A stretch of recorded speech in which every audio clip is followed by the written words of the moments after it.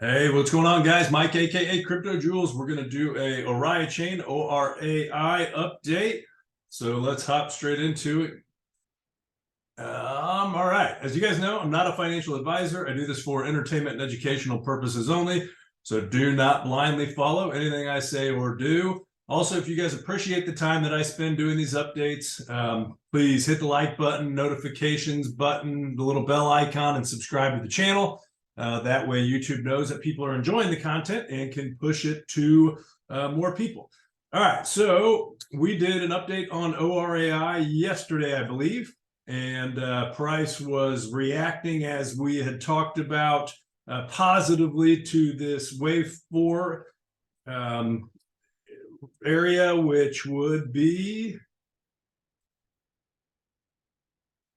a 50% retracement, a 0.5 of wave 2, which is a deep wave 4. But as we had mentioned, this wave 2 here was a shallow wave 2. Therefore, we anticipated and expected to get a deeper wave 4. That is because of the rule of alternation and Elliott wave, which basically states that if you have a regular or deep 2, you should typically, you don't have to, but you should typically get a shallow 4, and vice versa. If you have a shallow 2, you would typically get a deep 4. We had a shallow 2 and we got a deep 4, and then we went up and we hit our third wave target.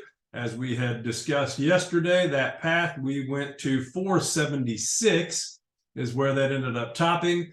The minimum target for the 3 wave was 447, if I remember correctly, 444, something like that. So we extended just a little bit over, and now we should be topped in our larger degree 4 wave. The structure that we were talking about yesterday, this structure was just the subwave of this entire 5 wave structure. So this was just a 5 wave impulse of our 3 wave, and it had reacted impulsively. There's no overlap. There's nothing in this count that invalidates the impulse. But as we had mentioned, or as I had mentioned on Sunday, I believe it was, in crypto, this still is technically just a 3 wave, just a 1, 2, 3. So as of right now, this could technically just be an ABC. And if it gets rejected and reverses hard and starts impulsing downwards, then we are not finished with our correction, our higher degree, larger degree correction, which would be this as I had it. Oops, sorry about that. Which again is, if this does end up completing a full impulsive structure with a 3 wave retrace and holding and then breaking back below, this is a WXY, which is basically just a 3 wave structure, 1, 2, 3, and we should begin a new impulse upwards if that's the case. If not, and this thing breaks down, I'm going to assume we get down at least to the bottom of this target zone down here at the 786 retracement level, which would be $1.54. But as of right now, it is moving impulsively upwards, which is a good sign that we potentially have bottomed. So again, what we need to see is, now that we've got our 3 wave in, we need to see you've got your 1, your 2, we need to see a 3, and then a 4 wave correction, and then a final 5th wave up. As of right now, I've got that targeted at 580-ish or so. And then we would need a 3 wave retrace down, hold that, and then start a new impulsive wave up and break above that top of that 5 wave, which would then be a potential start of our new impulsive trend upwards as a 1 wave. So as of right now, that is playing out the way we had anticipated it if it was impulsive. So it's proving itself out as of right now. It still has work to do, and it still needs to prove itself out. So we had a deep 2 wave. So this is a deep 2 wave. It wicked all the way almost down to 786. It wicked below 618. and then got gobbled up pretty quick, and then started our 1-2 wave from there. So with that being said, if this was a deep 2, we should anticipate a shallow 4 wave. So a shallow 4 wave would be right around 372 or so. So now what we need to have happen is we need to have this corrective structure remain corrective and really not retrace anywhere more significantly than 372 or so.